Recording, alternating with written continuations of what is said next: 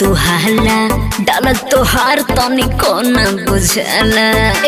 कैसन बड़ा हो सुना होली में झूठो करेला तू हाला डालल तोहार तनिको न बुझला। तमनवा बिगड़ेला ये देवरू तमनवा बिगड़ेला ये देवरू तोहर छोट पीछू करी मनवा बिगड़ेला ये देवरू तोहर छोट पीछू करी। सुनो 23 के होली में उड़ जाए गर्दा। अच्छा। भौजी देखावा हटावा तू पर्दा। अरे आई का बहिए समझ में आवता ना 23 के होली में उड़ जाए गर्दा। भौजी देखावा हटावा तू पर्दा। कितना साइज तू बतावा कितना साइज तू बतावा चाही मोट पीछे करी। कितना साइज तू बतावा चाही मोट पीछे करी। अरे नाप जो के लिया दफ्तार खातिर हो। अच्छा सही के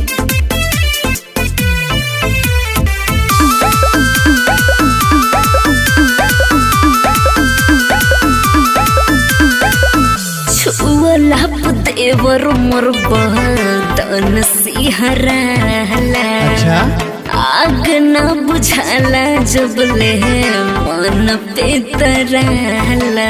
अभी पाला कहाँ पड़ल बाड़ू। अरे पगला सुन छुअला प देवर मोर बदन सिहराला। आग न बुझाला जब ले मन पे तराला। चढ़ी न रंगवा तोहार देवरू हलका मजा न देला गुलाल इमलका। लहे लहे चढ़ी न। अरे पगला गिला का हो चढ़ी न रंगवा तोहार देवरू हलका मजा न देला गुलाल इमलका। मनवा बिगड़ेला ये देवरू अवना बिगड़ी मनवा बिगड़ेला ये देवरू तोहर छोट पीछू करी। मनवा बिगड़ेला ये देवरू तोहर छोट पीछू करे। अरे छोट मर्च बड़ा तीत होखेला हो। अरे जा तो ठाहे लग जाए। अच्छा हाँ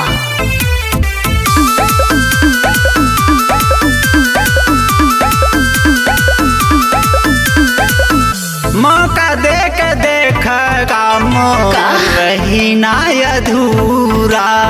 अच्छा अंग अंग खिली जब चढ़ी रंग पूरा। अरे सही कहता रहा बिल्कुल मौका देख काम रही ना अधूरा। अंग अंग खिली जब चढ़ी रंग पूरा। धनपता नील से डलवलू लालका। बम बम के बेरी काहे मारे लू हल्का। जाना काहे हटो धनपता नील से डलवलू लालका। बम बम के बेरी काहे मारे लू हल्का। कितना साइज तू बतावा कितना साइज तू बतावा चाही मोट पीछे करी। कितना साइज तू बतावा चाही मोट पीछे करी। सही में मर जा एकदम छछुनरे होले। अरे ऐसा बात नहीं के हो।